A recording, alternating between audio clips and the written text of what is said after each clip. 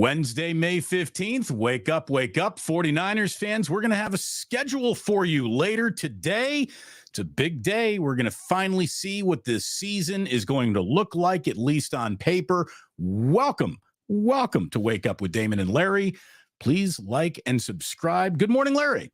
Good morning. And as Raphael 562 Niners, who's been a very loyal subscriber since the early days of the Krug Show and the early days of Wake Up, he says, reminds everybody, like and subscribe, everyone. If you hit like, that just helps the algorithm. More people find the shows.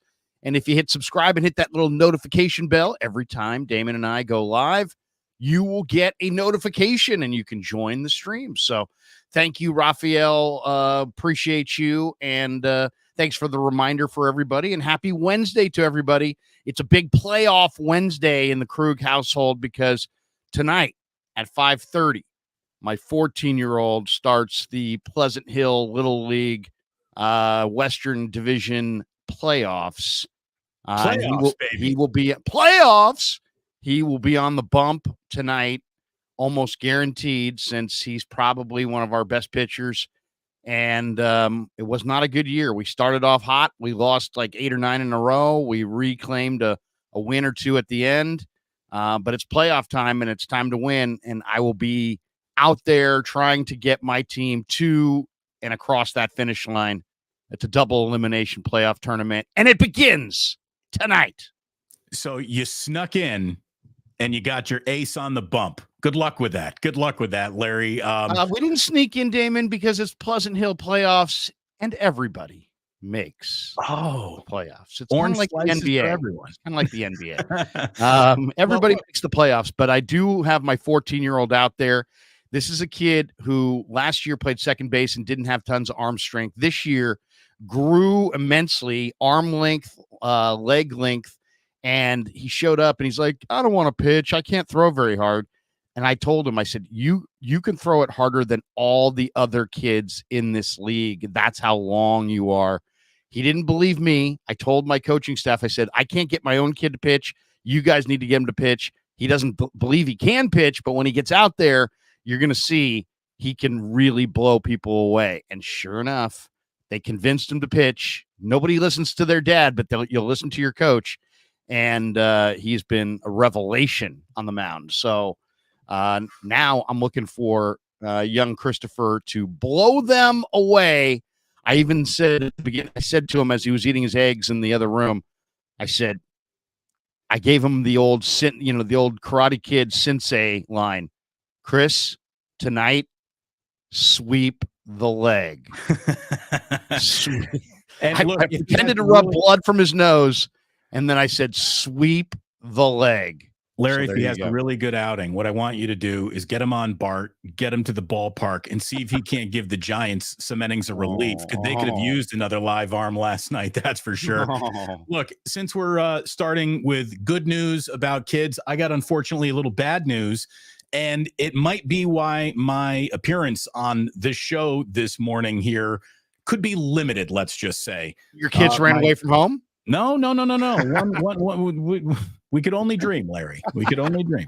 Things aren't going that well. My 2.5-year-old is sitting right here with an iPad in his hand and a little strep throat in his throat. So he is home today. And Jillian, who, because she works in tech, she can usually stay home when she wants to. She had a big meeting this morning that she had to be downtown for. So I have what is currently a calm, sedated child in the corner. I cannot give you any running time on that, though. I don't know how long calm and sedate will be the best way to describe little Ozzy, but we're off to a very good start. And I guess that would be the bad news. The good news. The Wizard of Oz is a little bit under the weather. The Oz is a touch under the weather. The good news, and it's funny that you started today with the like and subscribe, because Larry, this morning I woke up to the bad news of strep throat and the good news that I've officially gotten to 20,000 subscribers on my YouTube channel. 20,000, and how far in are we? We're 14 months in.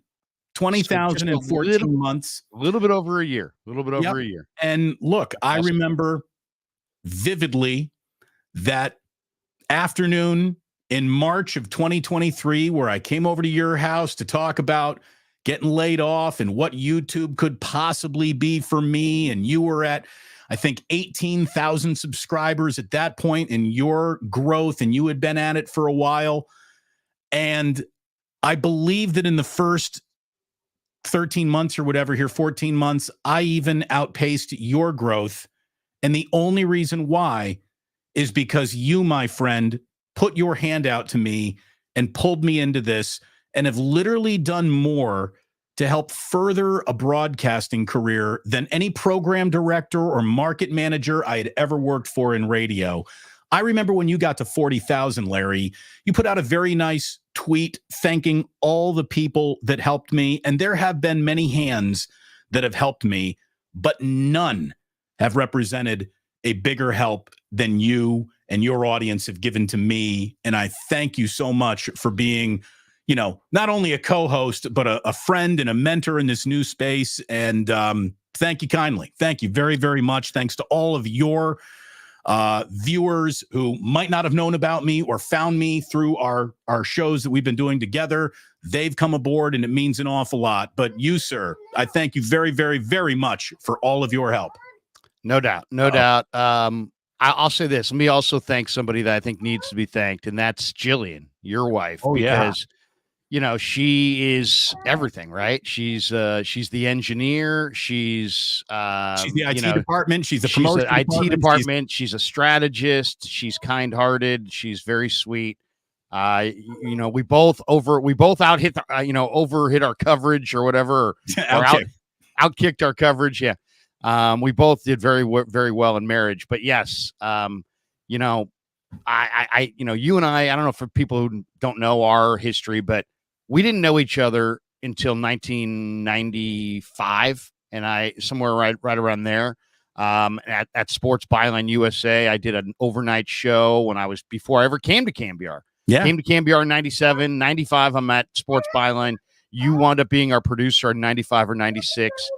And, we became friends at that point. And I had been through kind of the devastation of losing a career in radio.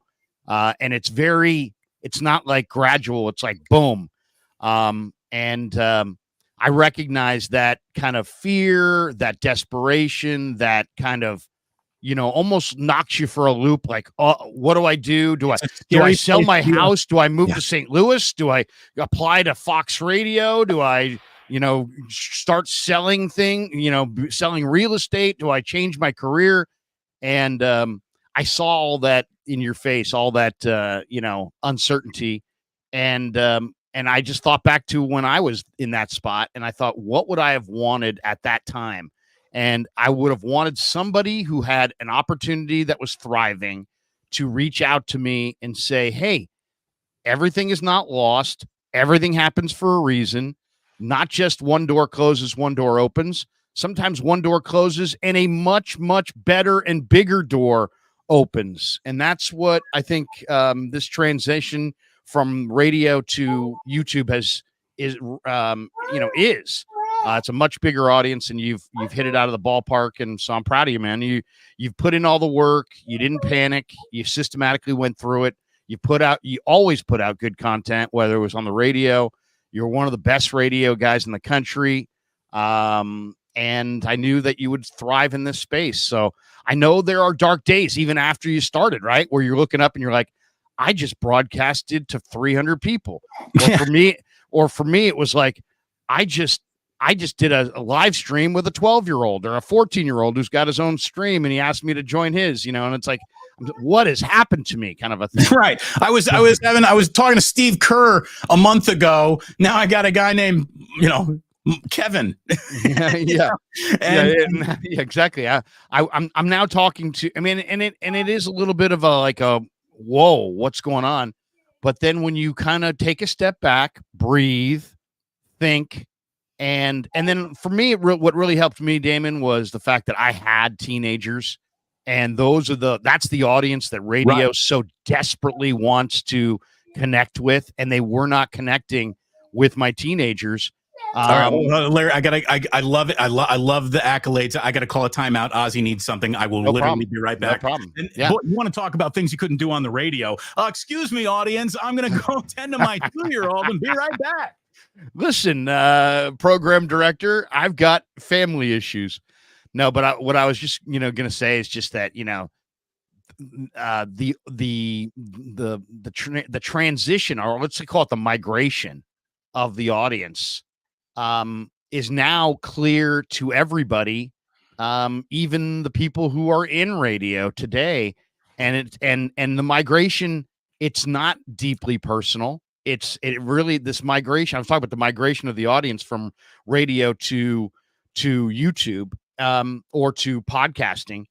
And it's not personal. People take everything personally. Like, why is my audience not listening to me? Where is my audience gone? We used to have a cume of 80,000. Now we have a cume of 18,000. What's happened? What have I done? And and all I would say to everybody who's going through this or lost a job is it ain't about you. It's not about you. And if you spend too much time going, what's going on with me? You're missing the boat. It's that the phone is the star of everybody's media. Yeah. So when you get into your car pairs to your phone. Your phone doesn't pair to your car. Your car pairs to your phone. So your phone is the star, and everybody is digesting their media. If I said, I'll give you $1 million and you can walk through any neighborhood in America and you can either give it to the first person that produces a terrestrial radio in the house that has batteries and is working, or the first person that has a smartphone, you're going to go like 1 or 2 houses before you find the first person with a smartphone. You're going to go 2 miles of walking, house to house before you're going to find that person who's 85 and has batteries and a transistor radio. So it's not about us. It's not about the hosts. It's about the migration. It's about the smart dash in cars, and it's about the migration to, the phone and being the central source of media. And YouTube is blown up. YouTube television is blown up. And there are people that, I have cable and pay that fat bill, but most people in their 20s look at cable as like the way people looked at newspapers. Like, it's an expense that why would I spend that when I can go on YouTube television for free, and I can go on the internet for free, and I can go on, not for free, but you know what I'm saying, for a whole lot less. And that's what's happened. And now, let's just say this. I'm coaching 14-year-olds. It came out one day because I was filling in on 95.7. Kid says, "Hey, I was driving around the other day with my dad, and we heard you on the radio." And I'm like, "Yeah." And so a couple kids go, "Oh, you're on the radio?" And I'm like, "Yeah, you can hear me on 95.7 The Game. I just fill in from time to time. I do their Niner pregame show, and whatever Matt Nahagian asked me to do, I do." And then the couple guys are like, "Oh, that's cool." And then they're like, "Well, if you only do it from time to time, what do you do the rest of the time?" I said, "Well, I have my own YouTube channel."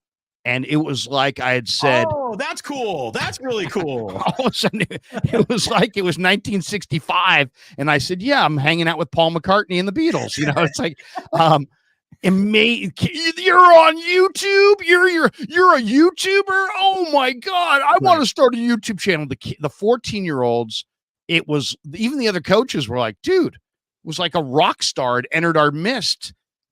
So times have changed. Yeah.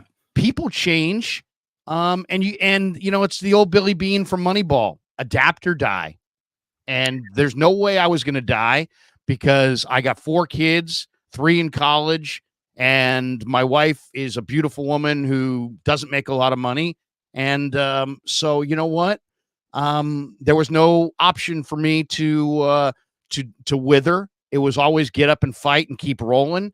And I know that you're even younger than I am, and you've got even a younger family than I have. And there was no option for you. And my wife, it was funny. My wife said to me, she's like, oh, that's so terrible. What happened to Damon? I said, I know, because he just signed a big money deal and they yanked his sheets less than a year later. And she said, you know what? You should really do whatever you can to help him. And you did, man. And I said, absolutely. And now here we are. I've got 40 something thousand, 43,000 or whatever. You're sitting there at 20, just crested the hill, and bright days are ahead, and lots of money, lots of success, lots of fortune is coming your way. So congrats, bro. And when you see your wife, tell her, give her an extra smooch, because you know what? She is kind of like my Kevin, like my son helps me with a lot of my Larry, I'll be right back. It's all right. But how about this? I promise everyone, when we come back, Larry and I will stop patting each other's on the back and telling each other how smart and forward thinking we are. And we'll get into the NFL schedule and what we know about it for the 49ers. Give me just there we go. But all I was going to say is that there's a lot of people, and I've got a number of people, Nicotina and several people that follow me on Twitter, who have started their own YouTube channels in the last year, and I will go on their channels as a guest and try to help them boost their numbers and that kind of thing. And anyway, all I could say is it's a ton of fun. As I said, I've got kids. So my kid played varsity baseball for Northgate this year. I literally, they played, 25 game schedule. I don't know. I was at all 25 games. Working.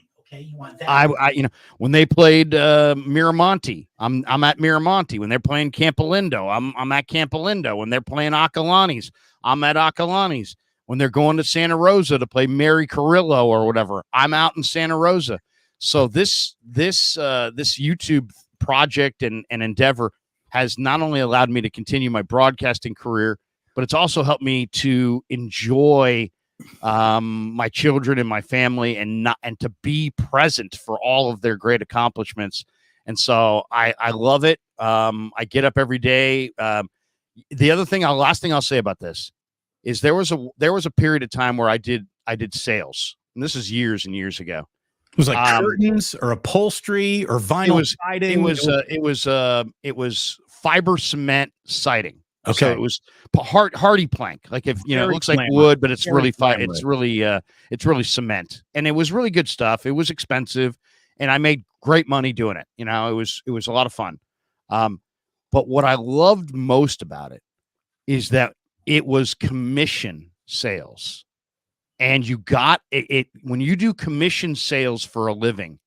You get out of bed every day with what I consider the proper mindset, which is, if it's going to happen today, I'm going to make it happen today. It's nobody's handing you a salary. I've made, hundreds of thousands of dollars in salary. Nobody's handing you a nickel. It's like you may make more than you made in salary, but you have to go out there and do it. And that's kind of what I love about this YouTube project, is that, you know what? You may make more than you made in radio. You may have a bigger audience than you ever had in radio, but you ain't going to get any of it unless nobody's going to hand it to you, and you're not going to have a comfy, cozy salary. You're going to have to go and work and grind and fight tooth and nail every day for it. And to me, I'm fine with that, because that, in my mind, that aggressive, if it's going to happen, I'm going to make it happen kind of attitude is a great way to live. That's a lot of pressure for some people, but I love that pressure, and I welcome it every day. It's kind of like being in the mob, right? Like, this is the life we've chosen as broadcasters, and our skill sets in other arenas are nowhere near where they need to be to even get into those arenas. We're talkers, we're communicators. And I think that helps us stand out in an arena that a lot of people are just, all you need access to YouTube is electricity, and boom, you're on. And it's amazing. It's the great equalizer. You and I had a head start. 49er Sports Talk is saying, you guys are inspirations to me. You got people who just love their teams, who want to talk about them, and it's fantastic. And believe me, you're all the little, small channels. They're inspiring to me, because it shows me that anyone can come here and make an impact and have success. And again, I just wanted to say thank you, Larry. Man, no question. You ran with it. You didn't say woe is me. Well, maybe you did for 24 hours. But so that we felt bad for 48 hours. Jillian and I said we're going to give ourselves 48 hours to officially mourn what was an incredibly successful 20-year-long career in radio. And then we're going to dust ourselves off and we're going to get to work. And you and I are both grinders. We really are. We're not afraid of hard work. We're not afraid of putting in the hours. And I am more proud of my infinitesimal amount of subscribers and views than I was any vast audience or ratings point I was ever given credit for on the radio. So when you're always more proud of the house that you built with your own hands than the easy turnkey one that you can just move into. So I'm very proud to be building this, and you have been far and away the most helpful general contractor in the building of this house. And if I'm nice to you for another 30 seconds, I'm going to completely lose the carefully crafted first image of my career. So that's going to be it. That's all right, man. Like, way to go. It's a major milestone. And I think I read somewhere that like 2% of YouTube channels get to 10,000 subs. 2%. Yeah. Some really, really low percentage. And believe me, I've talked to in the last 24 hours, I've talked to a couple guys who have started their channels who didn't have radio careers. Nobody knew them, and they are grinding, and it is a ton of work. And I said to them, "How's it going?" And it's like, "Hey, my channel's around the Niners, and it's the off season, and I'm really struggling, and I haven't streamed as much as I want to, and all these things that go into it, and I obviously, I wish them the best. And I always say, hey, if that's anything I can do, go on your channel, go on a stream, I'll do it. Let me know if I can help, and just try to encourage people. But at the end of the day, it's about communication, and finding, it's like finding that new path. And I don't know what's going to happen to radio. Maybe radio will have a whole nother chapter, and it will find its footing, and all of a sudden, emerge as some monster in some capacity. Nobody can predict the future, but in the present, being on YouTube and having the Krug Show, and getting to share my thoughts every day about anything I want is awesome. And somebody actually had a guy who reached out to my son and was like, "You're only where you're at because of nepotism." It's like, well, wait a second. It made me laugh, because it made me realize that this guy thinks that that my son is somehow cutting the line, and that is he making good money off the channel? Yeah, he's making good money off the channel, but it's not like he's putting in tons of work. Let me he's a grinder. You know him. I mean, he's helped you as well. He's a grinder. Story about Kevin Kruger. That kid works his dick off. End of story. Yeah. That's it. Really works. That kid works hard, and I shouldn't even call him a kid. He's a young man, but he's graduating college this semester. But yeah, he's still in college. Yeah, and he's making, whatever, $60,000, $75,000, $80,000 a year as a producer of my channel, and he's worth every penny. He's worth every penny that I pay him. Oh, so look, the help that Kevin gave to help grow the channel and make some of the shorts that he would crank out from our wake ups when he had the time to do it.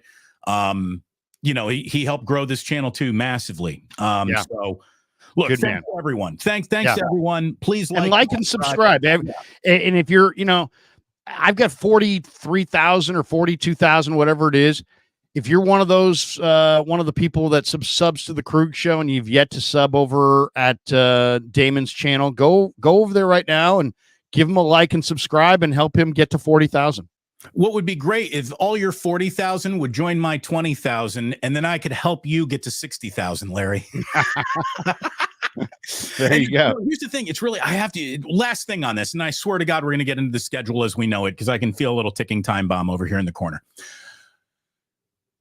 It is the nature of a radio host to be competitive. There was no radio community. You might be on a station, but it's still, you're all very much like individual golfers, not in a league. Like you're even competing against your own station mates to have the best ratings on the station, much less competing against the station across the street. And so to me, as a broadcaster, I've always been wired as, I must destroy you, the lamentation of the women and the destruction of my enemies. Like that's just the way I've been wired. And you come into YouTube and you just realize it's much different. It's not about competing. It's about helping everyone grow. It really is an honest to God community. And that's enough nice Damon Bruce. I'm starting to make myself sick this morning. I really am. But Larry, we got we got probably 15 minutes before we get a ticking time bomb going off. The 49ers schedule as we know it. Week 1, Jets, Monday Night Football. Week 7, Kansas City Chiefs coming to Santa Clara. And the latest I've just seen from Kyle Posey not too long ago, that we are going to have, as you were fearing, because there were some what you called weather locations. Hey, you're going to Buffalo. Are you going to Buffalo in September, or are you going to Buffalo in December? December 1st, week 13, the 49ers will be taking on the Buffalo Bills and General Winter in upstate New York. It looks like they've got a late in the season game against the Buffalo Bills. That's what we know they have at this point in time. And what we also know they don't have is a trip to Europe, which I'm sure Kyle Shanahan and everyone involved are thrilled about, because it's a bigger difference to have to just fly to Minnesota for a tough road game than it is to have to cross international date lines and get your body clocks all screwed up going to Europe and playing in London. So the 49ers, home to the Jets week 1, home to the Chiefs week 7, on the road week 13, early December, Buffalo Bills, not going to London. And that's what we know about the schedule so far. I guess now Kyle Posey's saying that all 6 of the Niners primetime games have been leaked already. Oh, so he's go to Niners Nation right now and you can see it. It looks like, you can see, it looks like Seahawks. Excuse me. It's Jets on Monday Night Football, Seahawks on Thursday Night Football, Cowboys on Sunday Night Football. Week 8. Bills on... That's the week 13 Sunday Night Football. And then Eagles in week 15. Or Seattle Rams week 15. And then Lions.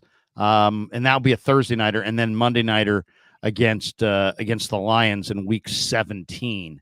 That's kind of lame. The Niners Lions, which was they may be the 2 best teams in the conference. They're not going to have them play until week 17. Yeah. At that point, it may not even be Purdy and Goff. It may be backup against backup. But just a quick analysis of what we know. I think that Jets game is a major, major advantage for the Niners. I mean, it's Aaron Rodgers' first game off the Achilles. You've got the Jets with 3 new offensive linemen traveling across country to play the toughest game on their schedule, most likely, the Niners. I think that's a major advantage, and I think that's the league kind of sticking it to Rodgers, because all the things that he has said and all the headaches that he's put them through with things that he has said, that that's a major advantage, I think, for the 49ers to play the Jets in that week 1 game, just because the Jets have retooled their, 3/5 of their offensive line. They got a quarterback that didn't play. You're going across country to take on Shanahan, who's offensive mastermind, and the 49er defensive line should party in that game. So, I thought that was a major advantage for the 49ers. And then I kind of like the week 7 Chiefs matchup as well. I think that's, a good time in the schedule to face the Chiefs. It's going to be still good weather out here on the West Coast. It's right before the rain season begins, and the rain in Northern California is not like rain in other parts of the country. You can set your watch by it. I mean, it's like it is not going to rain, but more than like 2 times between today and Halloween. But then as soon as it gets to, November, the rains come, and then there's a lot of rain, and then it's likely you're going to get a rainy day somewhere in there. So, and we don't get snow. So people are like, rain, well, who cares? It's rain. Where I'm living here, there's 10 feet of snow or whatever. But it's, as far as playing football, it's difficult for Brock Purdy to play football in the rain. It seems like he has a hard time gripping the ball. So I like that Week 7 Niners Chiefs kind of at home in Levi's right before the rain season begins, and also plenty of time to kind of improve if you get your doors blown off before the playoffs. So I like that one. I don't mind. It doesn't bother me that they're not going to London, though I know there's lots of Niner fans in London that are very, very disappointed. And the other one I saw was, I think Tampa is going to be early in the year, or somewhat late in the year, so that it won't be the super, super hot weather. So the only ones left are, when do they play Green Bay? Is it early in the year preferably, or is it late in the year in the snow? Advantage pack. And when do they play the Dolphins? Is it in September, major advantage Miami, or is it late in the year, major advantage Niners? So overall, I feel pretty good about the schedule, and we'll find out all the details tonight. By the way, Buggin's like, what it do, kiddo? By the way, any 2-year-old got a cooler T-shirt today? Look at my man. Who dressed him? He's rocking a Def Leppard T-shirt right now. Look at that. Pour some sugar on me, right? There he is. What do you think? Look at that. Look at that kid. Look at that kid. I mean, kid looks like he's fresh. You know what the nice thing is? I mean, it's early, but he's freshly shaved. I mean, it's like, seriously, I don't see any 5 o'clock shadow. There's no stubble. It's a relatively clean. I mean, that's a good razor. If I were still, I was born in Chicago, raised in upstate New York. There's no way this kid's hair is this color. But I come to California, and look at this little blondie that I got over here. I mean, look at this. The kid looks like he's about to go surfing. Seriously, he's a towhead. Though I do see some brown on the backside there. That looks like he's a little bit. It should darken over time. Yeah, Jack was a little blonde in the beginning. Now he's darker. But look, as the schedule, it comes out at 5 o'clock our time, West Coast time today. I am going to be going live at 5, and I know you're being I'll be Little League playoff. Which means you and I are going to have a monster wake up on Friday morning, where we're going to have all of the schedule. We will have been soaking in it for about 24 hours, and we'll have all of our wildly valuable opinions and analysis to offer at that time. But and it's also the article that I would encourage everybody to go seek out. Go look for, as soon as the schedule is released, within the next 24 hours after that, look for the Warren Sharp article that will come out on the rest advantage or disadvantage that each team has. He'll go through the entire schedule and count all the days and figure out how many teams, have rest advantages and how many days of rest advantage, and then print that thing out and keep it with you all year long, so that when you go bet a football game, before you wager, if your team that you're betting on has a rest advantage or disadvantage. Well, look at it this way. With all the Monday night games, how many Monday night games are we talking about? That feels like, right there. We got 2 Thursday nighters and a Monday nighter. So we're talking about, depending on where bye weeks fall, at least, easy to see right now, 3 rest disadvantages for the 49ers. I mean, they're going to have a rest disadvantage in week 2, But what you're looking for is the dramatic one, because here's the other thing is when you realize that if you haven't looked for who's got the rest advantage, that's a major player in you're like, hey, I'm going to bet team A against team B. The spread's wrong. Well, you know what? More times than not, I will bet you $1 to a dime that if you look at a point spread this year and you're like, man, that's not right, that there'll be some factor tied to the rest that will impact that spread. Because like the Niners-Bengals, the Bengals blew the doors off the Niners. The Bengals had a 13-day rest advantage because they had a bye week and a Thursday nighter. The Niners were coming back from Minnesota. They had played on a Monday night, so they were on a normal short week. The Cincinnati game of the year. It was their best win of the year. Cincinnati, they didn't just come in and win. They came in and dominated. So 13 days is the equal. I mean, heck, you can, if we had Shanahan sitting right here, he would tell you that if a team has a 1 day advantage on you preparation wise, they have a major edge. When someone's got a 13-day rest advantage, you're going to have a hard time overcoming that. You really are. It's almost like a scheduled loss. And that game was an absolute destruction at the hands of the Bengals. So I'm not saying that the Bengals weren't good and that it was all the schedule. No, I'm not saying that. Right, but look at it this way. Right after that game ended, and that was the third loss in a row. So they 5 in a row, 5-0, and then they go 0-3 going into the bye week, and then coming out of their bye week. And even though they met the Jaguars, who were also off of a bye week, the Niners were just better. And that's when the Niners played their best football going forward for the rest of the year. I mean, really, that's also when they made it. They also made a huge lineup switch that day. They pulled Oliver from the field. They put Ambry Thomas back out there, and they got better in coverage and more physical against the run. So that, it's funny. Everybody criticized Ambry because he had a rough finish to his year, but in a lot of ways, the Ambry insertion into the lineup for Oliver was the impetus behind that turnaround. Again, I still believe in Ambry Thomas. I really do. I know it became very chic to crap on him. I think he's a good player. And look, this is year 3 for him, right? Or is it year 4? Year 3? Year 4. Yeah, year 4 now. It's a big year for him. So this is one of those. He's talented. He's really, really talented. And he's a great guy. But there's been, nobody's going to run from the truth, which is that he's been largely inconsistent, but he is a major talent. He's probably one of their physical prototypes. He's like 6 feet, 195. And he's, runs in the 4.3s. I mean, he's a great athlete.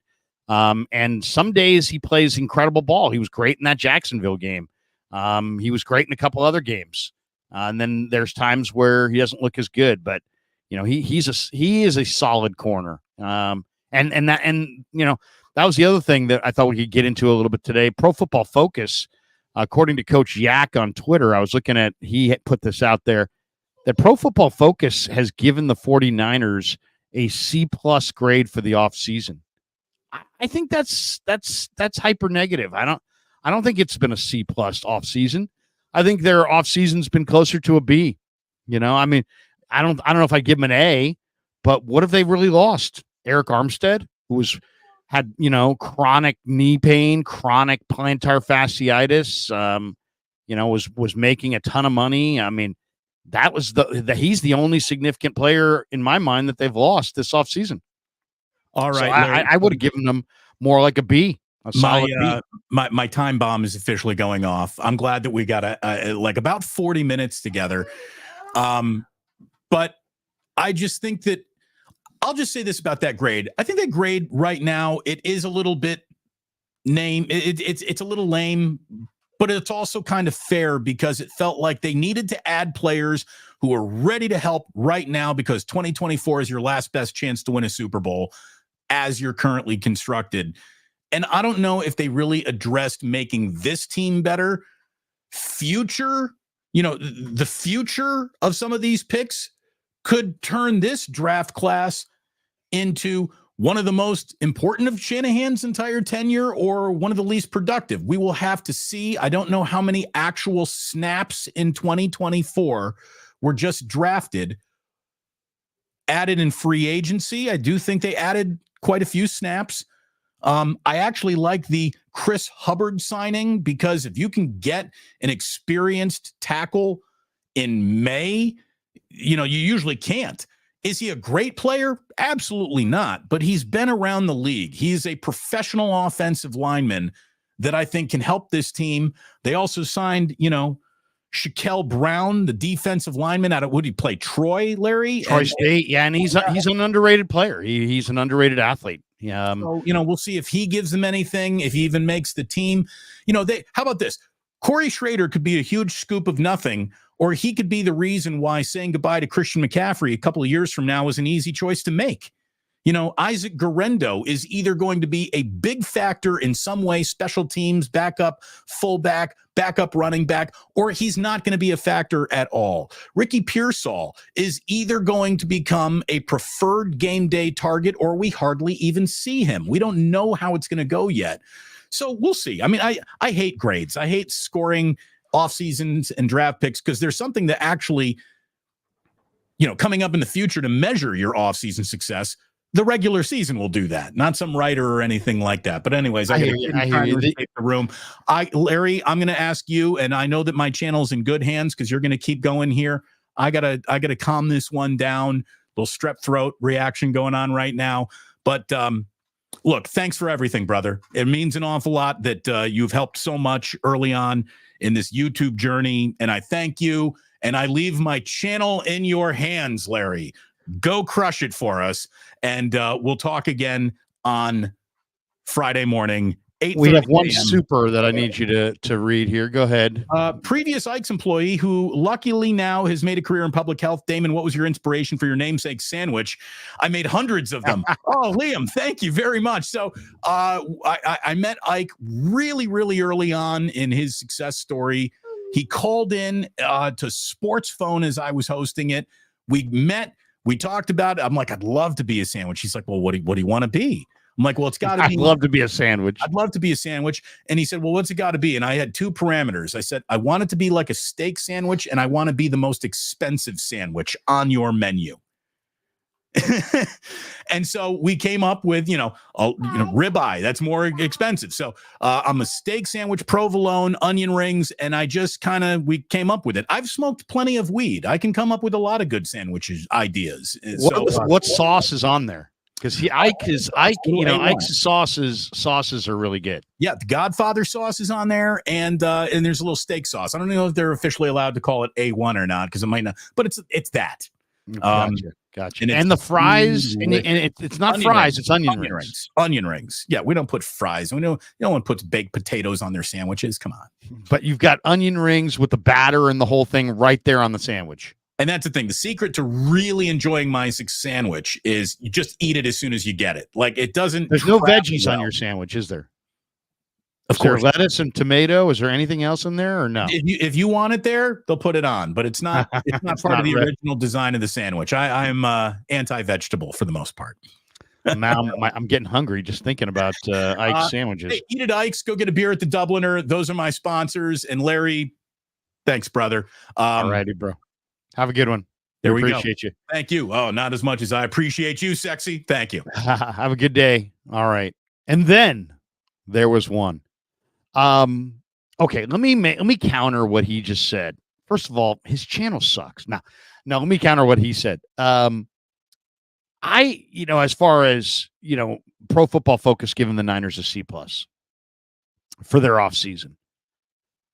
I get it from the standpoint that a lot of people believe they needed significant changes to their offensive line. And as we sit here today in early May, there have been no significant changes yet at all to their offensive line. And there's no guarantee that the line will be any different at all than it was last year. And the Niners in the interior were like the fourth worst team in the league as far as the way their offensive line performed in the interior last year. So Banks, Brendel, and Burford, Banks, Brendel, and Feliciano. A lot of people were looking for upgrades there. A lot of people were looking for upgrades at right tackle with Colton McKivitz at right tackle, struggled at times last year, especially week one against TJ Watt. But I will say this. So I kind of understand why people would say C+.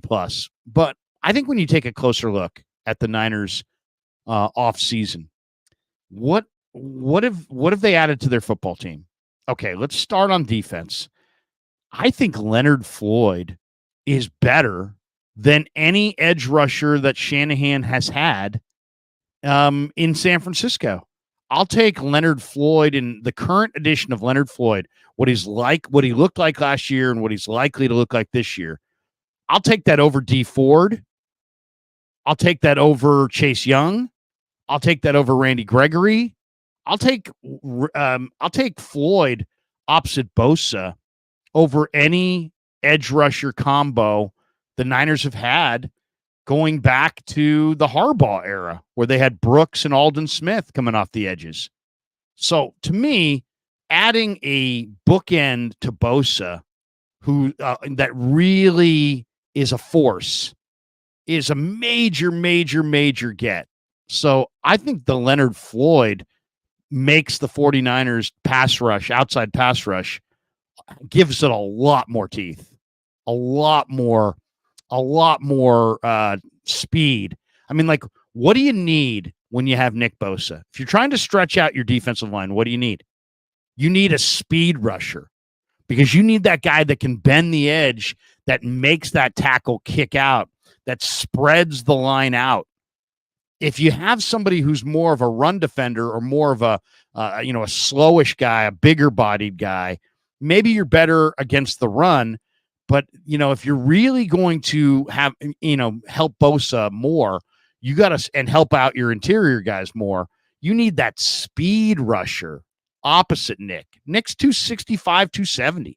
He's a relatively big defensive end. He's not 235. He's not 240. So who's the best guy opposite him?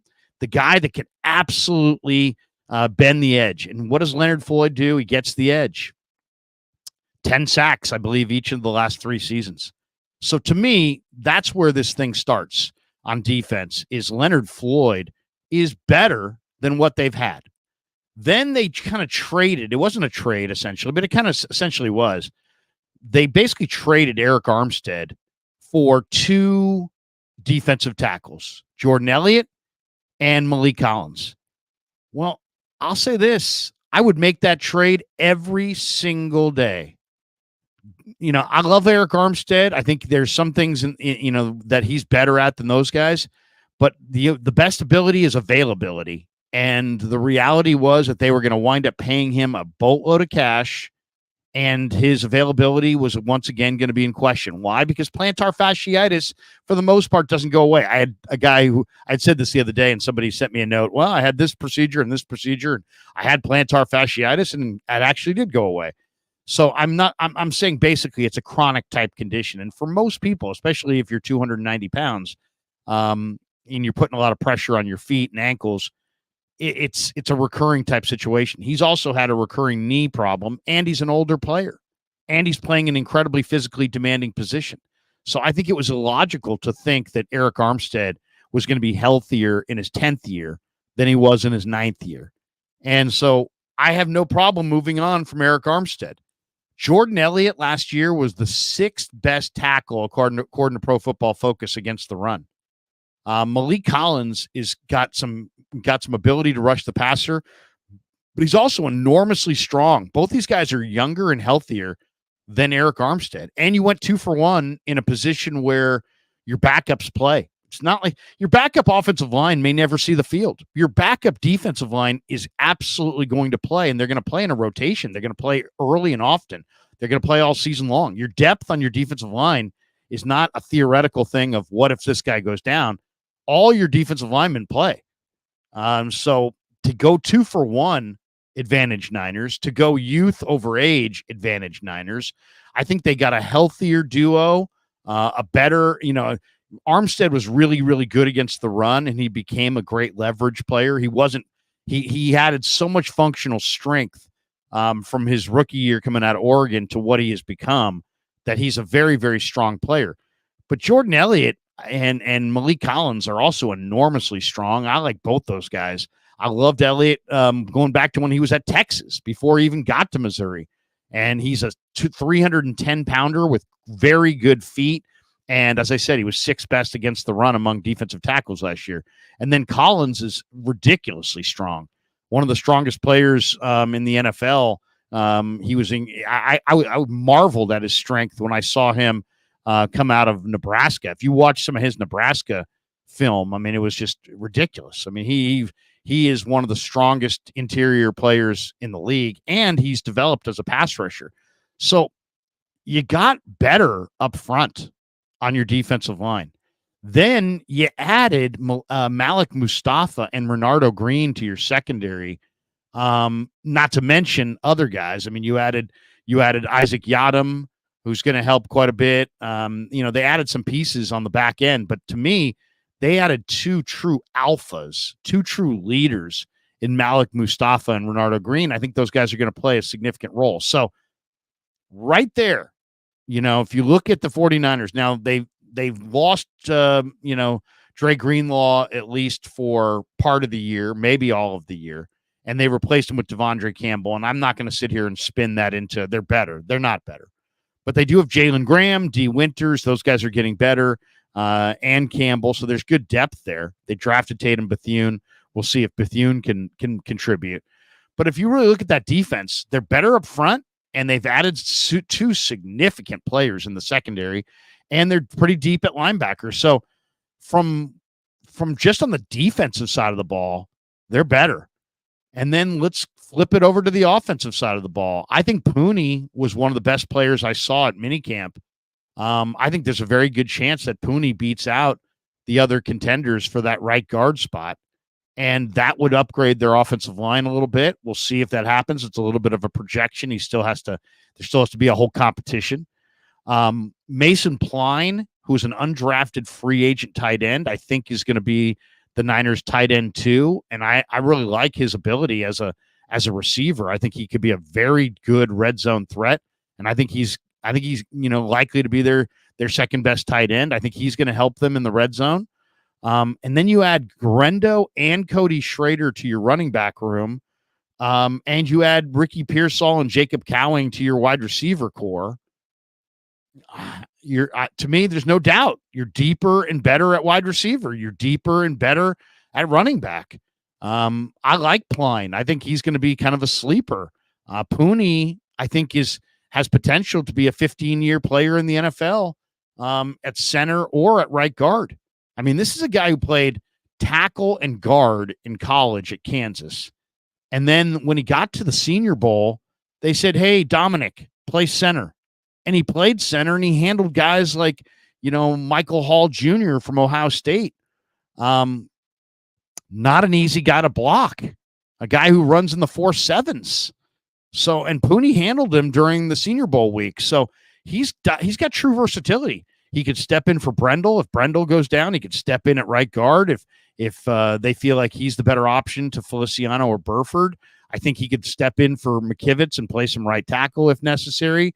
This is a guy that I think is going to help their offensive line, and just meeting him and getting a chance to see him up close the other day. I mean, this guy's got great movement ability, great feet, but he's really, really strong and kind of a nasty finisher on the offensive line. So I think they added a real key cog on that offense by getting Dominic Purdy. And then the weapons that they have are clearly better than the weapons that they had a year ago. I mean, Garendo's speedy.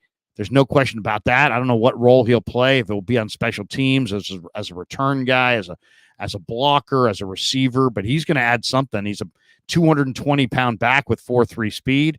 Schrader didn't look like much at the minicamp, I'll be honest, but I didn't expect him to. But that guy, the quote that I saw that I thought was really interesting and revealing was, there was a quote from one scout who said, once this guy gets in your building, you'll never get him out of your building. In other words, once you allow this guy to work, he's going to work and work and work, and he's just going to be better and better and better. So I expect Cody Schrader, to make this football team as an undrafted football player. So there's no doubt you're better there. And then to me, when you're adding 4.3 speed and Cowing, and you're adding Ricky Pearsall and his 4.41 and his route running and hands, and how synced up he's likely to be with Brock Purdy, I think you're much better offensively with the skill position guys that you've gotten. So to me, to give a team a C+,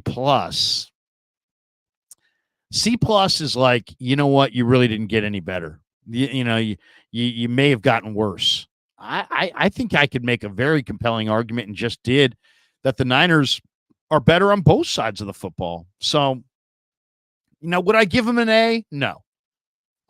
Would I've liked to have seen, Zach Frazier, a dominating center to go with Puni, instead of Pearsall?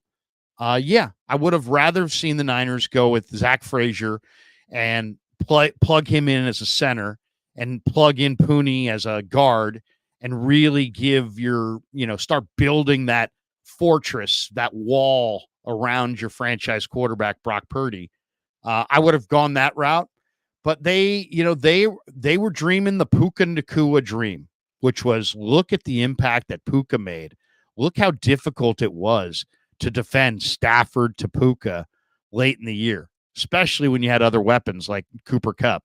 It became you could have Puka blanketed, and yet Stafford, if you wanted to throw him a 5-yard, in cutting route or out cutting route, and Puka knew where he was going, and Stafford was throwing the ball as soon as he got to the top of his drop, almost impossible to defend.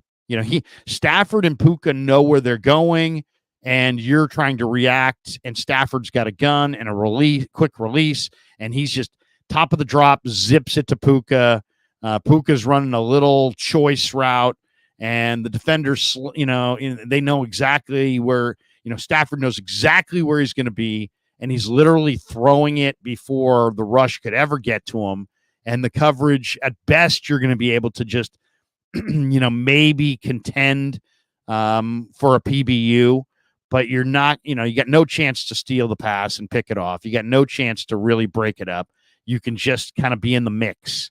Well, that's what they're hoping to get out of Pearsall.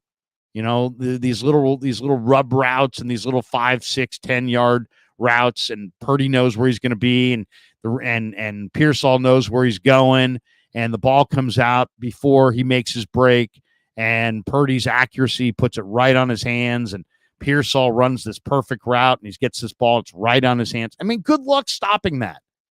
So I get it. I mean, I'm one of the people that would rather have had an offensive or defensive lineman than Pearsall. But before you go and be super critical of the Pearsall pick, you better pump the brakes, because there is a chance that Purdy to Pearsall is not just good, it could be prolific.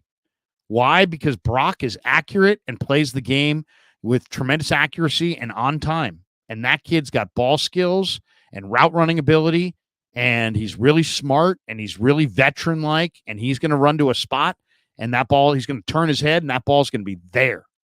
And once you start seeing it in real time and you realize, man, anytime the Niners get to 3rd and 4, 3rd and 5, 3rd and 6, they've got Debo, they've got Ayuk, they've got Kittle, they've got CMC, they've got an accurate quarterback. Oh, and now they've added, and they've got Jacob Cowing running 4-3 down the field. And now they're adding a Ricky Pearsall who's going to run some super precise route right in the middle of the field, and Purdy's going to throw the ball with timing. I mean, that could be borderline unstoppable. The other area where I think it could be really, really fun to watch is that Purdy's really good because of his 1-5-4 10-yard split. He's really good at escaping and getting to that second launch point, that second platform, where he's like Mahomes. He doesn't run to run. I mean, he will once, twice a game with the money on the table, just like Mahomes. And you saw that in the Green Bay game where they had to have a score. And Purdy, one of the key plays there was Purdy running. And he'll run with the money on the table, just like Mahomes will. But he's not looking to run. He's looking to escape the pass rush, get to another spot to throw. When he's running in the pocket, he's keeping his eyes posted downfield. That's where Purdy to Pearsall is going to be absolutely incredible. Why? Because when I studied Pearsall, what I saw was he played with some pretty bad quarterbacks at University of Florida. But when those quarterbacks got rushed and they moved from side to side within the pocket, this guy freed himself up. So he, let's say he's running a little in cutter. Well, now the quarterback starts rolling to his right. And then he just, I thought one of the things that Pearsall did exceptionally well is he worked back to the quarterback like a 10-year vet. And that's a nuance, man. That's something that many young receivers have no ability to do at all in college and are not really good at it. They're going to run the route that they're supposed to run, and then it's just kind of like, all right, we'll figure it out on the fly. Well, Pearsall is going to, when Purdy runs, 8 yards to his right to escape the pass rush and keeps his eyes posted downfield, Pearsall is going to peel off of his guy, create that separation for the second time with footwork and precision, and get to the soft spot, and Purdy's going to hit him. And that's gonna seem borderline unstoppable. And when you have an unstoppable element to your offense, what that essentially provides you is continuity piece. So you're gonna have drives that are extended, and you're gonna sit there and say, well, how did Pearsall do today? We're gonna have games this year where people are gonna be like, well, he only had 5 catches for on 7 targets for 43 yards. But 3 of those 5 catches, extended, went for first downs and extended drives. And eventually, Purdy found Ayuk in the end zone, or Kittle or Debo or McCaffrey in the end zone, and they scored a touchdown.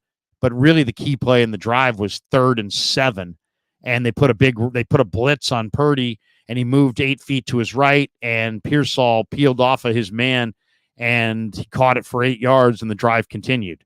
So the same way that Puka, when you watch the Rams, you sit there and you go, God, how did the Niner defense, even with Wentz at quarterback at the end of the year, could not get off the field against the Rams? Why? Because Cooper Kupp and Puka Nacua run these unbelievable routes. The other thing I really loved about this Niner offseason was that it made sense. So why are the Rams so difficult to defend? Because you've got Cooper Kupp, who's a great route runner. Then you added Puka Nacua, who's an equally great route runner, who's also super physical and can take hits after he catches the ball. And then their third guy is Tutu Atwell. And Tutu Atwell runs 4.2. And so he's creating all kinds of separation. So, I mean, go defend that. Go defend a quarterback with a gun, one wide receiver that's sub 4.3, and then Cooper Kupp and Puka Nacua.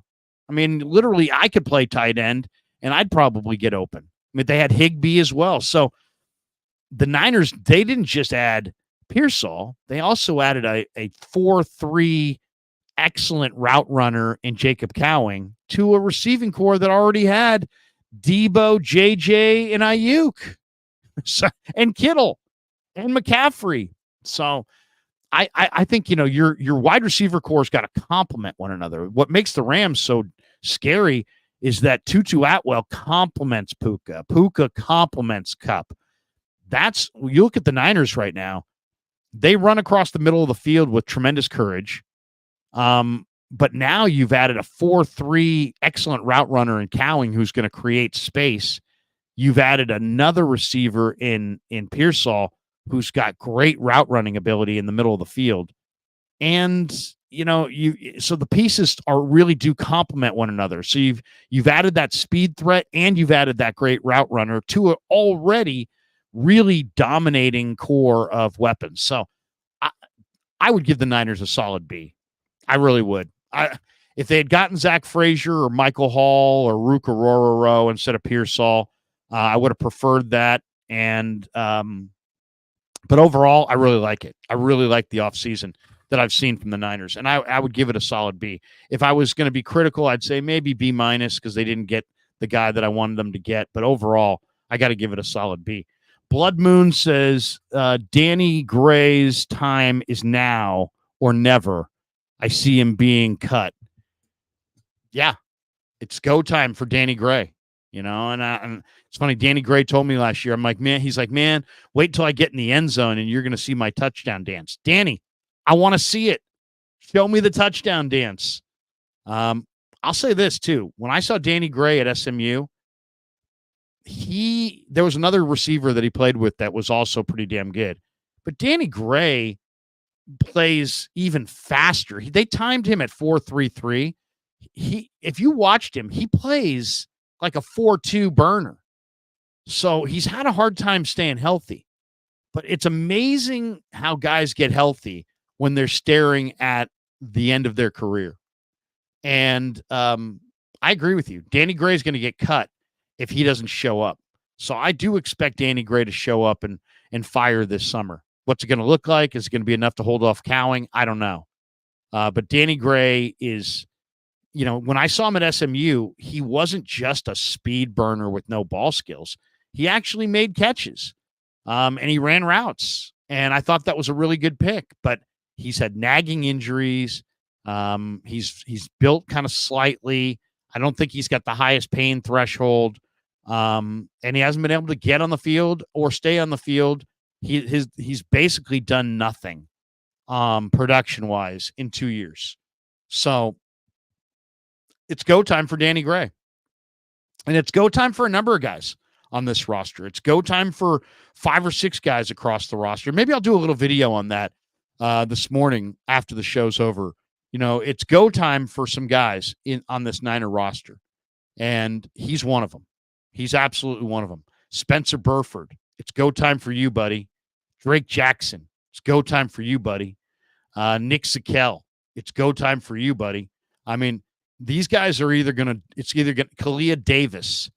It's now or never. You don't get, it's not like you don't get any time to develop in the NFL, but you don't get more than a year or two. And these guys are now on that year or two, and the clock is ticking, and they'll be replaced by, younger, healthier, guys who are ready to contribute if they don't get out there and really produce. So anyway, I do think it's going to be a good year for the Niners. I'm eager to see what the schedule release looks like tonight. I'm really eager to see the Warren Sharp article on the rest equation, and how many times do the Niners have a rest advantage versus how many times do they have a rest disadvantage. We got this one here too. We got this one. Let's see, where is it? We got so many people chatting in here. We got this one, Womack. Yeah, Sam Womack, go time. No question. Sammy Womack, it's go time, buddy. This is it.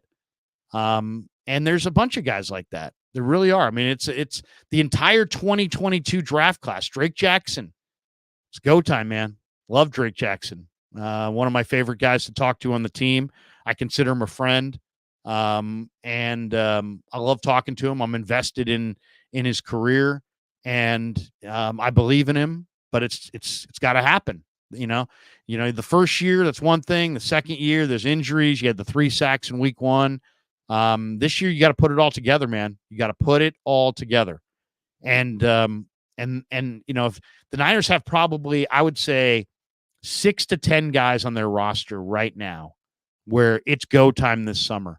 And if you could tell me that of those 6 to 10 guys, that 90% of them are going to develop and come through, then I'm going to tell you the Niners are going back to the bowl in New Orleans. If you're going to tell me that they're going to go 0 for 10 and that, Kalia and Burford and Drake and Womack and all these guys are just not going to fulfill their potential and they're all going to just kind of wither away career-wise, then the Niners, I'll sit here and tell you that the Niners are probably going to fall short to Detroit, Green Bay, Philly, probably one of those teams. So it's go time. It's absolutely go time, and it's crucial. It's crucial that the Niners get some production out of these guys. Blood Moon says Latu, sad, but if he doesn't learn to catch, he gone. Yeah, Cam Latu, it's go time, buddy. You got the red shirt year last year. Though I will say this, and I brought this up to Grant the other day. We were so focused on Pearsall and so focused on Garendo and so focused on the other guys at minicamp that nobody really spent any time evaluating this kid, Mason Pline. But this was a steal. And this kid can really catch. He's 6'8". He's a former basketball player. He's got 10.5-inch hands. He ran pretty natural routes. He's got upper body strength. He's not some weak guy. He's a mechanical engineering major. So what he's got between the ears is spectacular. He's enormously smart. If you're an engineer, you're smart. If you're a mechanical engineering major, you're way, way, way smarter than all the other guys on this team. who was a mechanical engineering major? It was Jack Coletto last year. Kyle Juszczyk told me that Jack Coletto was the smartest football player he had ever encountered. And Kyle's pretty smart too. He went to Harvard. So he knows intelligence when he sees it. And Coletto, I asked Jack, we had him on the show in the springtime, and he's a great guy. And I wish him luck. He's in the Steelers camp this summer. But he was a borderline NFL athlete, right? He was a guy, special teamer at Oregon State, quarterback, linebacker, fullback, but not really a guy that you play from scrimmage at any of those spots. So he needed to work on his body. He knew it. He didn't quite have an NFL body. But I said to him, what is your advantage? And he's like, oh, my advantage is my smarts. I can memorize all the formations and all the plays. And then when you watched him in the preseason, you could see he was moving fast out on the football field. Why? Because most rookies move slow like Cam Latu did, because there's just too much mentally going on and they're thinking, and it's a reaction sport and there's no time to think. So, Latu looks slow and laboring and like he had the worst hands of all time. But what I recognize with Latu is that he just had too much going on up here. The tight end position in the Niner offense demands that you are processing and digesting all kinds of variables on the fly. It was too much for him to overcome, and so his hands looked bad. I fully expect Cam Latu to show up this summer and look dramatically improved, because now he's had a year to learn the offense. He should know every check, every protection, every route concept, every variable. He should have it down, and now it should just be play. Just go out there and play. And I think you're going to see a much better player in Latu. But I also think that Pline, as a mechanical engineering major with great athleticism, huge size, and massive hands, is going to be a steal. And I got, and it's a little bit of a projection based on traits, because I'll be honest, I've only watched 3 or 4 films of his, and I've only watched him practice for one day. But I love what I saw. He competes for the ball. He competes for the ball in the air. He's got a big catch radius. He's 6'8", but he's not so linear that he looks like he could just be moved around. He's got some play strength. He's got some nasty to him. He's got some big time athleticism. I mean, this guy in his basketball film was doing these like tomahawk 2-hand reverses. And I mean, he looked like the Aaron Gordon of Ferris State when I was watching the highlights. And when I watched it, I was like, wow, okay, so I don't need to see I don't need to see this guy's 3-cone. I don't need to see him in agility drills. I've seen more than enough athleticism just watching his basketball highlights to know that he's got fluidity and bounce and athleticism and hand-eye coordination. And, he's a high-level athletic guy. And then I'm just kind of wondering, well, is he soft? I mean, that, and it's funny, Guy Haberman had his college coach on, and his college coach admitted that when NFL teams called to ask about Pline, they basically said, is this guy a pussy? I mean, they basically said, is this guy weak? And the way he phrased it was, do you see the basketball player in him? And that's like football scouts just calling everybody who ever played basketball a wuss, which is obviously not the case. But that's the way football people look at basketball players. It's like, oh yeah, you're a basketball player. That means that if you take a hit, the ball's coming out. That means if you take a hit, you're not going to run the route with any conviction anymore. You're going to play with fear and this and that. Pline is going to stick because he's super smart, super tall, very athletic, and he's at a position where they don't have tons of athletes. So if you're saying to me, what's tight end look like? I think it's Kittle, Pline, and the resurgence in year 2 of Cam Latu. And I think the other guys, Braden Willis maybe makes it as the 4th tight end. Tongues, no. And there's a couple other guys there. Saubert, we'll see what Saubert does. Maybe Saubert could give Braden Willis a run for that 4th tight end spot, maybe. But basically, I think it's going to be Kittle and Pline and Latu at tight end. And we'll see. Maybe they'll add another piece to the puzzle. As far as the 2 guys the Niners just added, Shaquille Brown went to Troy State. He didn't play football in high school until the 11th grade. So he didn't play until he was a junior in high school. There's some guys who play football from Pop Warner level on. Most guys play football at least from like 8th and 9th grade on. They play high school football. They play all 4 years. This guy didn't play as a freshman. He didn't play as a sophomore. He was a basketball player until the 11th grade. So he developmentally was a little bit behind. But man, when you watch the Shaquille Brown highlight reel, 295 pounds, great speed. I mean, the guy ran sub 5.0 40. He had one of the highest percentile short shuttles. So he's really quick in a short area.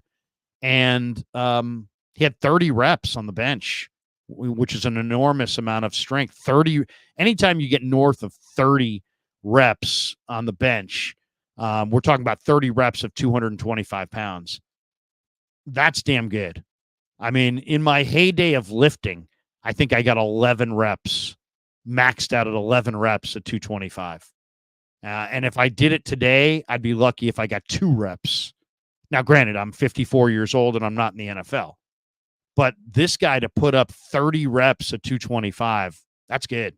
That's really good. That's good strength. Now, 40, 45, getting closer to 50, then you're talking about record-setting, crazy strength, all-timer. But 30 reps, to me, anything north of 25 is pretty damn good. When you can get to 30, then it's like, wow, you got good strength. So this guy's got really good strength, and then he also has good speed, and he's 295 pounds. So Shaquille Brown is going to be a guy to watch for. He wore number 95 in the minicamp, and he really did look like a ton, too. I mean, we're talking about, 6'3", 295, and shredded. I mean, we're talking about a guy who is really cut up, who's in great shape. I mean, he's not doughy in any way. And I know doughy. No, I was joking about that, but I'm saying, this guy's ripped at 295. So when you see guys who are kind of cut at 295, that's impressive. And then when you watched him out there, you can see what people like. Now, a lot of it's putting a really raw prospect on Chris's plate and saying, Chris, make something happen. But the Niner wide 9 scheme does allow for, if you can get the proper motivation, the right kind of athlete, it's a one gap and go, penetrate, get up the field, put pressure on the quarterback, move him off his spot, affect the quarterback kind of a defense and or kind of a front. And I think Shaquille Brown's a guy to watch. And then you heard Damon talking about Hubbard. Hubbard is a real NFL tackle. So, the fact of the matter is, who knows? I mean, I wanted to see some competition for McKivitz. And now with Hubbard and McKivitz, and you've got Purdy, and, there's a couple of Brandon Parker. You've got 3 or 4 or 5 guys there that potentially can compete for that right tackle spot. They're not going to beat out McKivitz, I don't think, but you never know. You never know. And Hubbard, at least, Hubbard had an injury. So, he didn't play. I think he got hurt in the preseason. And so he didn't play a lot, but this guy's played roughly a decade in the NFL and has played meaningful snaps. So he does provide an alternative to McKivitz and at least a competitor to McKivitz in camp this summer. So overall, I would say I kind of like what the Niners have done. I think I would give them closer to a B. I realize that there are people that, wanted to see a first-round offensive tackle, but the reality was at 31, they were going to get, the 9th best tackle? It's like, I don't know if I wanted the 9th best offensive tackle. Invader 49er says, I need that D-line play to play like a pack of crazed wolves. And then we got this one from Lore, who says, Larry, who is the 53-man prediction before the season starts? Oh, wow. I mean, at this point, I'd have to go through piece by piece. But, I mean, this is the way I'll give you the quick 53. Okay, Laura, this is just for you. Purdy, Dobbs, and I think Tanner Mordecai has a very good chance to beat out Brandon Allen. But one of those 3. And maybe it's really only Purdy and Dobbs with Brandon Allen or Tanner Mordecai being on the practice squad. So it might really be 2 quarterbacks on your 53 to start the year, with one of those other 2 guys, Allen or Mordecai, as your practice squad quarterback. So that's what you're looking at quarterback. At running back, they're probably going to take 6, and my guess is it's Mitchell, Mason, McCaffrey, Juszczyk, Schrader, Garendo. Most teams keep 5. So maybe I think they're going 6. Garendo's really the guy to watch for because he's got high-end ability, and he might be a fullback. That's all I'll say. Tight end, we just outlined it for you. I think they'll take 3, Kittle, Latu, and I'm projecting Latu bounce back, and Mason Pline. So they'll go with 3 tight ends, not 4. They're going to have to steal a couple spots. If they're going to go with an extra running back and an extra receiver, like I'm going to have in the roster, that means you got to steal a spot from some other spot. Maybe that's quarterback, maybe that's tight end. They've gone with 3 quarterbacks at times. They've gone with 4 tight ends at times. I don't think they will. I think they'll go short there. 2 quarterbacks, 3 tight ends. Wide receiver, I think they're probably going to go, obviously, Debo, Ayuk, JJ. Those are your 3. And then Cowing is 4, and Pearsall's 5. I think those are your five receivers. So most teams go with a combination of 10 running backs and receivers. I think they're going to go with 11. But that also means that Trent Taylor, cut. Ronnie Bell, cut. Tay Martin, cut. Chris Conley, cut. There's a lot of good receivers that the Niners have that are likely to get cut. So maybe there's a trade involved there. And I'm not saying they're going to trade Ayuk or Debo, but maybe Ronnie Bell. Maybe there's going to be a receiver that has a good preseason and a good camp that gets cut from this team. That's just reality. Offensive line, I'm going to go with 9. So Trent Williams, Aaron Banks, Jake Brendel, John Feliciano, and Colton McKivitz are your starters. Jalen Moore, Dominic Pooney, and then those last 2 spots are up for grabs. Jalen Moore, Dominic Pooney. Will it be Kingston, who was the draft pick? Will it be Drake Nugent? Will it be Nick Sakel, who's a favorite because he's Brock Purdy's buddy and roommate? I don't know. The competition for those last 2 spots, but I'll say 9 offensive linemen, 3 specialists. Get a pull of water. 3 specialists: Moody, Wishnowsky, Tabor Pepper. Okay. I'm going to say 10 D linemen, and this is another area where it's going to be wide open. It's Bosa and Floyd and Hargrave and Collins and Jordan Elliott. Those 5 for sure. And then 5 more. And I don't know who the 5 are going to be, but I would say probably Givens, maybe Evan Anderson inside, maybe Shaquille Brown, maybe Drake, maybe Beal.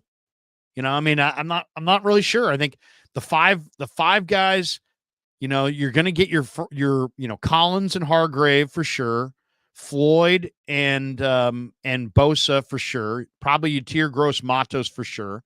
So those 5 guys for sure. And then the competition is going to be for the other 5 guys. And they've got about 10 different guys that will compete for those 5 spots. So I'm not really sure the last 5 defensive linemen. That's going to be a, TBD. Linebacker, I'm going to say they're going to go with 6. Greenlaw's going to be on the PUP. You're going to have Fred Warner, Devondre Campbell, Jalen Graham. I think those 3 for sure. And then it's going to come down to probably D. Winters and probably one of the special teamers. So either Flanagan Fowles, Curtis Robinson, Ezekiel Turner. So one of those guys. So I would say 5, probably 5, maybe 6 linebackers. Safety-wise, I think you're going to go with 4. and it's going to be Jair Brown and Talanoa Hufanga, but he could start on the PUP list because he had the ACL. And then you got Malik Mustafa and you got George Odom.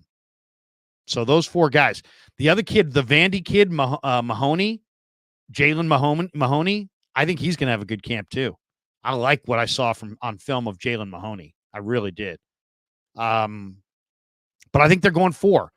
Odom, Hufanga, Brown, and Mustafa. And then if Hufanga is not ready to roll, then that will give 1 extra spot.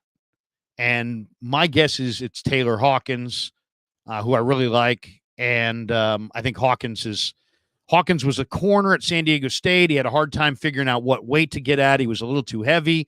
Last year, he was in great shape. There wasn't an opportunity. So not really sure how it's all going to shake out, but I like Hawkins. He's smart. He's athletic. I think he's ready to be on the roster. And then corner wise, you can never have enough corners, but I would say you're gonna keep for sure 5 corners, and those 5 are going to be Mooney and Lenore, and after that, it's hard to say, right? Renardo Green for sure. So Moody, Lenore, Green, and then you've got Womack and Luter and Ambry, and I think and you also have Isaac Yadam, Chase Lucas. The cut at corner is going to be tough. But once again, it's a pleasant problem to have. Why? Because the truth is cornerbacks in the NFL in this pass-happy era are kind of like starting pitching in baseball. You never have enough. And the Niners have like 8 or 9 what I consider NFL caliber corners going to camp. So they're in a good spot there. But that's how I see it. So as you see, the competition is going to be for those last couple linebacker spots, for the last couple corner spots. And then the backup, there's a couple backup D-line spots that are wide open. There's a couple backup O-line spots that are wide open. And the receivers are stacked. I mean, there's going to be 3 or 4 good receivers cut loose at the end of camp. So there you go. There's my breakdown of the 53.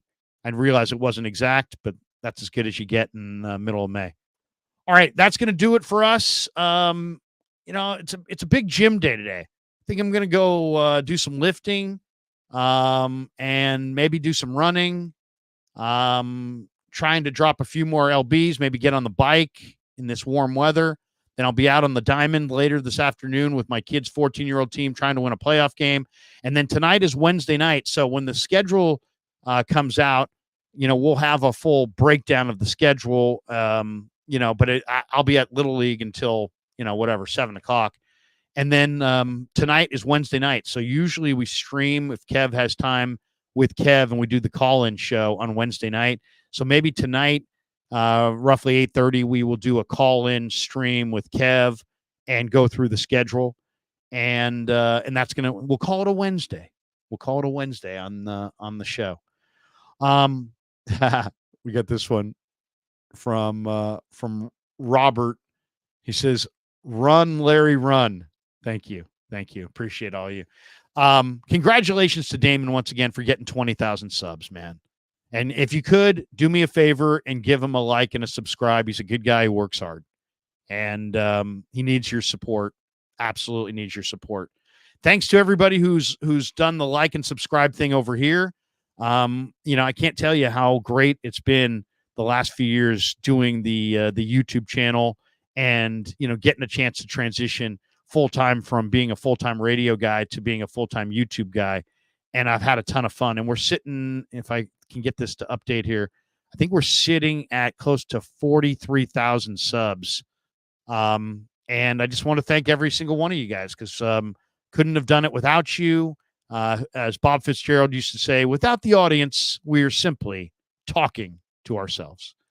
And you don't want to be that guy. So anyway, thanks to all you guys. And let's thank the sponsors as well. Pig and a Pickle, the title sponsor of the Krug Show.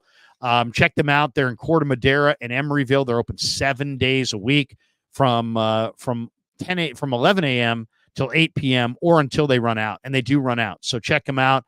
Go say hi to Damon and Mary. Get some brisket. Brisket chili is amazing. The pulled pork is awesome. They smoke the ribs and the brisket for like 18 hours, and it's just amazing. It drinks in all this flavor. They go house-made sausages. It's really, really good. So go say hi to Damon and Mary over at Pig and a Pickle. Tell them that Krug sent you. Corte Madera, Emeryville, both locations open 7 days a week. Nobody works. You think we work hard on YouTube? Nobody works harder than Damon and Mary running Pig and a Pickle. So thanks to them. They've been a godsend and the title sponsor of the Krug Show. Thanks to Sharp Corner Sports Cards and Collectibles. They're at 205 Cypress Avenue in Pacific Grove, California. Give Anthony Catania a call. He's at 831-521-5264. The first Friday of every month throughout the summer months, May, June, July, August, and September, the warm months, they do kind of like a sidewalk deal where they actually they come out in front of their store and there's free food and drink, and people are out there buying and selling sports collectibles and all the different businesses around Sharp Corner Sports Cards and Collectibles are out there. So if you're down in Monterey, go say hi to Anthony Catania, or if you have card needs or collectible needs, give them a call, 831-521-5264. And also, thanks to Underdog Fantasy, check the link in the description. Use the promo code KRUG, KRUEG, and they'll match you up to your first $100. And thanks to Marin Autoglass, great sponsor as well, the great Saeed, marinautoglass.com on the web. We really appreciate them as well. We've had a couple people express interest in being sponsors of the Krug Show now that we're sitting at 40,000 plus subs. And I don't do a whole lot of solicitation for sponsors, but if you're interested in sponsoring, the best way to get a hold of me is just DM me on Twitter, and we'll talk it over and we'll see if we're mutually beneficial for one another. There's all kinds of different opportunities to sponsor, whether it be phone lines or title sponsorship, where right now is taken, but we always have room for a great sponsor. And if you're interested, let me know. The one thing I promise all of our sponsors is an exclusive in their area of purchasing. So like if you're a card shop, I hate to say it, not interested. Because we have a card shop. If you're a glass company, we're not interested. We have a glass company. Right now, if you're a barbecue restaurant, we're not interested. We have a barbecue restaurant. So whatever your area of purchasing is, we give you an exclusive in that area of purchasing as a way to say, hey, look, we care about the growth of your business as much as we care about the advertising and the growth of our own. So anyway, thanks to all you guys. Have a great Wednesday. Enjoy this fantastic weather. Go Niners. Hopefully the schedule release is a positive one for the Niners. And thanks for supporting the Krug Show. Thanks for supporting Damon's channel. Have a great rest of your day, everybody. And as Trent Baalke would say, you know what? Go out there and tear an ACL.